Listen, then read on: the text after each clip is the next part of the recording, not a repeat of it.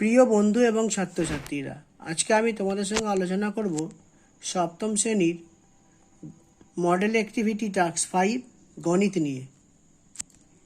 তো প্রথমে একের দাগে 4টি মাল্টিপল চয়েস কোশ্চেন আছে, তারপরে দুইয়ের দাগেরও 4টি কোশ্চেন আছে, 3-এর দাগে 3টি কোশ্চেন এবং 4-এর দাগের 1টি কোশ্চেন। তো আমরা চলে যাচ্ছি প্রথমে মাল্টিপল চয়েস একের দাগের কোশ্চেনগুলোয়। প্রথমে বহুমুখী উত্তরধর্মী প্রশ্ন। একের দাগের কোনটি ত্রিভুজের সর্বসমতা শর্ত নয়? এ হচ্ছে বাহু বাহু বাহু, বি হচ্ছে বাহু কোণ বাহু, সি হচ্ছে কোণ কোণ বাহু, ডি হচ্ছে কোণ কোণ কোণ। এখন সঠিক উত্তরটি হবে কোণ কোণ কোণ।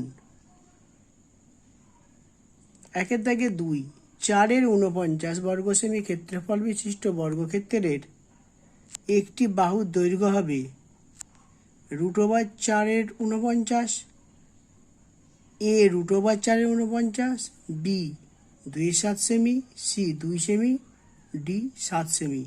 সঠিক উত্তর হবে √4-এর 49, কারণ ক্ষেত্রফল দেওয়া থাকলে, বর্গক্ষেত্রের ক্ষেত্রফল দেওয়া থাকলে বাহু বার করতে গেলে ওই ক্ষেত্রফলের বর্গমূল করে বাহু বার করতে হয়।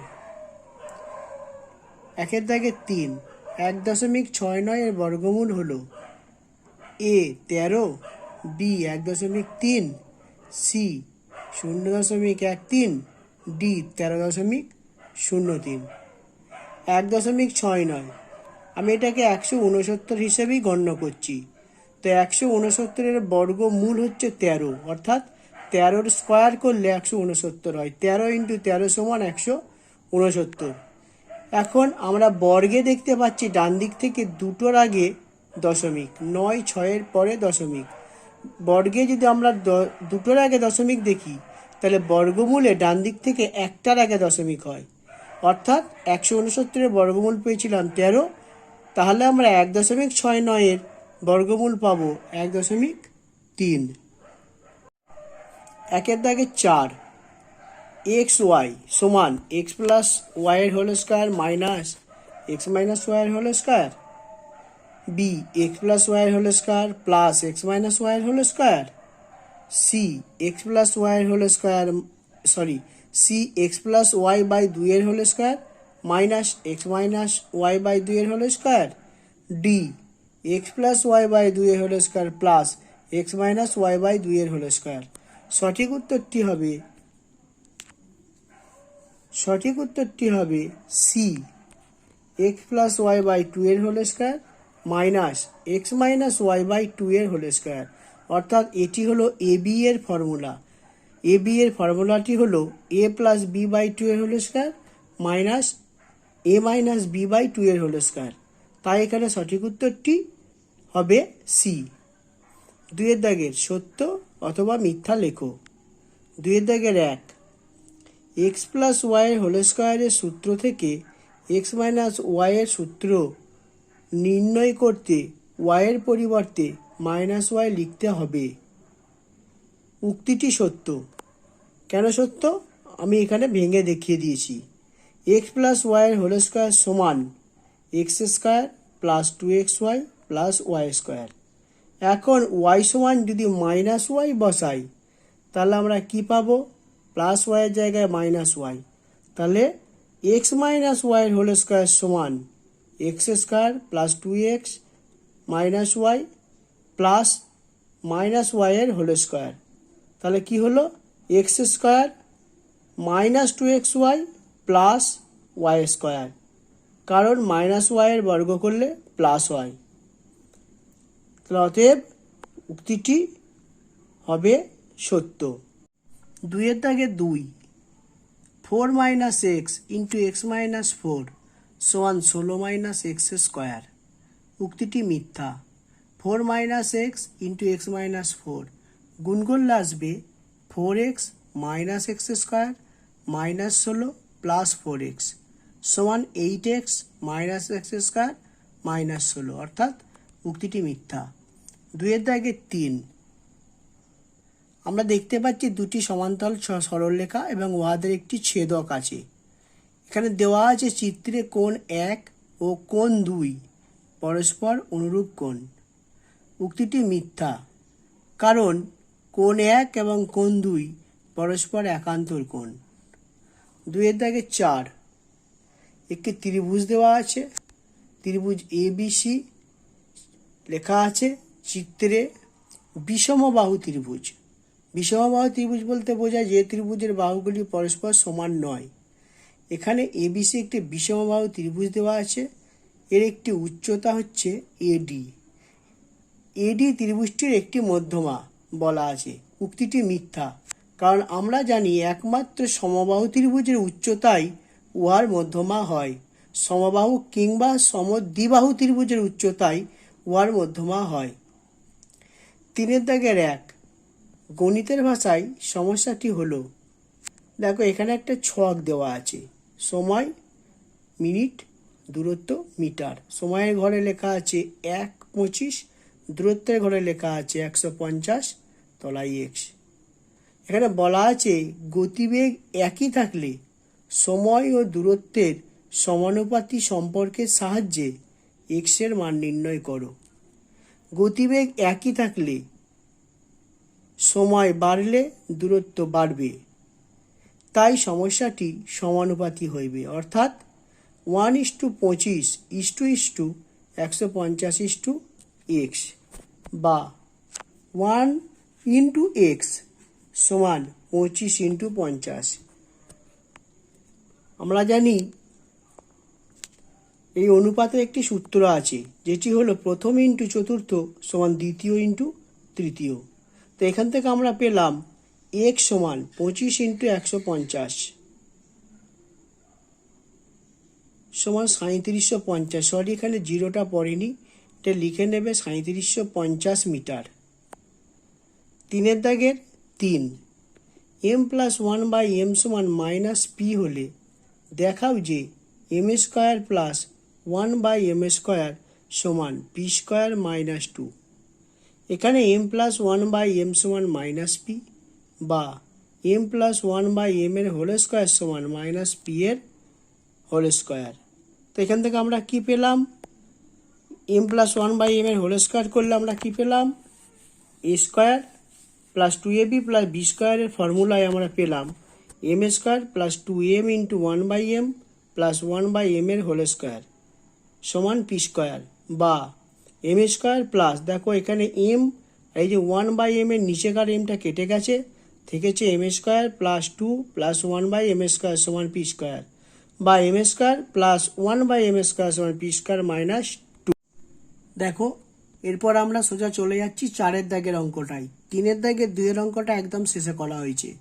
তো 4 দাগের অঙ্কটা বলেছে করিম চাচার আয়তক্ষেত্রাকার জমির দৈর্ঘ্য প্রস্থের দ্বিগুণ এবং এই জমির ক্ষেত্রফল 578 বর্গমিটার। করিম চাচার জমিটির দৈর্ঘ্য প্রস্থ পরিসীমা নির্ণয় করো। ধরি জমিটির প্রস্থ x মিটার। তো এখানে বলা আছে কি দৈর্ঘ্য হচ্ছে প্রস্থের দ্বিগুণ, তাহলে প্রস্থ যদি x মিটার হয় দৈর্ঘ্য হবে 2x মিটার। ক্ষেত্রফল সমান কি? যেহেতু এটি একটি আয়তক্ষেত্র, তাই এর ক্ষেত্রফল হবে দৈর্ঘ্য ইন্টু প্রস্থ সমান 2x × x সমান 2x² বর্গমিটার। প্রশ্নানুসারে এই 2x² সমান 578। তাহলে x² সমান কি হবে? সমাধানের নিয়ম অনুযায়ী যে দুইটা বাঁ দিকে গুণ ছিল ডান দিকে গেলে সেটি ভাগ হয়ে যাবে, অর্থাৎ 578/2 সমান 289। x² সমান 289, তাহলে x সমান কি হবে? √289 সমান 17। দেখো এই 17টা কিভাবে বর্গমূল করা হয়েছে সেটা আমি ভাগ পদ্ধতিতে দেখিয়ে দিয়েছি। 289 ডান দিক থেকে জোড়া জোড়া ধরবে। ডান দিক থেকে যদি এক জোড়া ধরা হয় অর্থাৎ 89 ধরা হয়, তাহলে বাঁ দিকে পড়ে রইল 2। এখন এই 2 এর মধ্যে কোন সংখ্যার বর্গ আছে?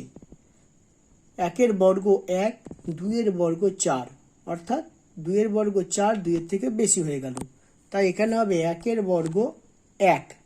তো 2 এর নিচে নামলো 1, 2 থেকে 1 বিয়োগ করলে কত হয়? 1। 1 এর পাশে উপরের 89 জোড়াটা নেমে পড়বে, তাহলে হয়ে গেল 189। এইবার দেখো নিচেই যেখানে 189 হয়েছে তার বাঁদিকে ওখানে হবে এই যে ভাগফলে 1 হয়েছিল, 1-এর ডবল 2। এবার 2-এর পাশে এমন একটা সংখ্যা বসাতে হবে এবং সেটা দিয়েই গুণ করতে হবে যাতে এই 189টা মিলে যায়। 2-এর পাশে 7 বসিয়েছি, 7কে তলায় 7 বসিয়ে অর্থাৎ হলো 27, 27কে 7 দিয়ে গুণ করলে 189। তো এখান থেকে আমরা কি পেলাম? জমিটির প্রস্থ পেলাম 17 মিটার। অর্থাৎ এখানে বর্গমূলটা যেটা ছিল 17, সেটাই হলো জমিটির প্রস্থ। তাহলে x সমান 17, জমিটির প্রস্থ সমান 17 মিটার। দৈর্ঘ্য ছিল প্রস্থের দ্বিগুণ, তাই দৈর্ঘ্য হবে 2 × 17 সমান 34 মিটার। এবার পরিসীমা চেয়েছে, আয়তক্ষেত্রে পরিসীমা সমান কি? 2 × দৈর্ঘ্য প্লাস প্রস্থ। সরি, এখানে আমি প্রস্থটাকে আগে লিখেছি। একই ব্যাপার, 2 × দৈর্ঘ্য প্লাস প্রস্থও যা ব্র্যাকেটের মধ্যে, আর 2 × ব্র্যাকেটের মধ্যে প্রস্থ প্লাস দৈর্ঘ্য তাই। তাহলে জমিটির পরিসীমা হলো 2 × ব্র্যাকেটের মধ্যে 17 প্লাস 34 সমান 2 × 51 সমান 102 মিটার। এইবার আমরা 3-এর দাগের 2-এর অঙ্কটা করব। এখানে একটি ছক দেওয়া আছে, লেখা আছে বছরের পাশে লেখা আছে 2009, তার পাশে লেখা আছে 2010, আর বছরের নিচে লেখা আছে পড়ার বইয়ের পাশে আছে 1200, তার পাশে 800, পড়ার বইয়ের নিচে আছে গল্পের বই 1400, তার পাশে 1100। প্রশ্নটি হচ্ছে তালিকাটির সাহায্যে একটি দ্বিস্তম্ভ লেখচিত্র অঙ্কন করো। দেখো, লেখচিত্রটার দিকে একটু ভালো করে তাকাবে নিচে পর্যন্ত। আমরা দুটো অক্ষ নিয়েছি, একটা উল্লম্ব আর একটা অনুভূমিক।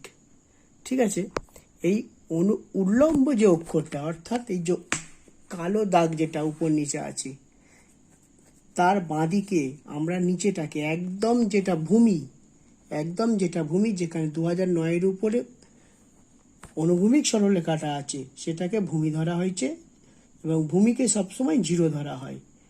এই ভূমিটাকে 0 ধরে উল্লম্ব দিকে আমরা 14টা ঘর কেটেছি। প্রতিটা ঘরে দাগ দেওয়া আছে, দাগের পাশে আমরা প্রতিটা ঘরের মান লিখেছি। নিচে থেকে উপরে প্রতিটা দাগে 100, 200, 300, 400, 500, 600, 700, 800, 900, 1000, 1100, 1200, 1300, 1400 পর্যন্ত দাগ কেটেছি। এখানে একটা অনুরোধ করছি, তোমরা যখন দাগটা কাটবে, দাগটা যেন দেখো প্রায় ঘরগুলো সমান দূরত্বে থাকে, দাগগুলো যেন সমান দূরত্বে থাকে। এইবার আমাদের এখানে কি বলা আছে? পড়ার বই, গল্পের বই। 2009 সালে পড়ার বই 1200, গল্পের বই 1400। তো আমরা এখানে 2009 তলায় যে কলম করেছি তার উপরে সোজা 1200 পর্যন্ত আমরা গণনা করেছি। 1200 পর্যন্ত গণনা করে একটা স্তম্ভ করেছি, যে স্তম্ভটায় আড়াআড়ি দাগ দেওয়া হয়েছে। আর ওইখানেই ছিল, ওই 2009 সালেই ছিল গল্পের বই 1400। এবার এই 1200 দাগের সাথেই আমরা 1400 সমান করে স্কেল বসিয়ে 1400 সমান করে আরেকটি স্তম্ভ করেছি। এই দুটো স্তম্ভ কিন্তু একসঙ্গে থাকবে, নাহলে কিন্তু দ্বিস্তম্ভ হবে না। আমরা যদি পাশাপাশি একটা করে স্তম্ভ করে যাই, মাঝখানে কোনো গ্যাপ না দিই, তাহলে সেটা একক স্তম্ভ হয়ে যাবে। তাই 2009-এর যে তুলনা করা হয়েছে, পড়ার বই, গল্পের বই, এই দুটো স্তম্ভ পাশাপাশি রাখবে, দিয়ে একটু গ্যাপ রাখবে। ঠিক যে পরিমাণ স্তম্ভটাকে তোমরা জায়গা নিচ্ছ সেই পরিমাণে গ্যাপ রাখবে। রাখার পর পরবর্তী যেটা বলেছে, পরবর্তী হচ্ছে পড়ার বই 2010 সালে পড়ার বই হচ্ছে 800, গল্পের বই হচ্ছে 1100। পুনরায় 2009 সালের পর 2009 সালে যে দুটো স্তম্ভ করা হয়েছে সেখানে একটু গ্যাপ রাখবে। রাখার পর পুনরায় আগের মতন আবার 800 সোজা করে 800 কেটে নেবে এবং ওই স্তম্ভের সাথেই 1100 সোজা করে 1100 কেটে নেবে। এই 800 এবং 1100 স্তম্ভ দুটি পাশাপাশি থাকবে। এবং এই যে প্রথমে যে পড়ার বই এক রকমের দাগ দেবে, তারপরে যে গল্পের বই বলছে, গল্পের বই অন্য রকমের দাগ দেবে। দেখো এখানে আমি পড়ার বইয়ে আড়াআড়ি দাগ দিয়েছি আর গল্পের বইয়ে ডট ডট ডট দিয়েছি। নিশ্চয়ই তোমরা বুঝতে পেরেছো, আর যদি বুঝতে না পারো আমাকে কমেন্ট করে জানাবে। বন্ধুরা, চ্যানেলটি থেকে যদি তোমাদের কোনো উপকার হয় তাহলে চ্যানেলটিকে সাবস্ক্রাইব করো, লাইক করো এবং অবশ্যই শেয়ার করো।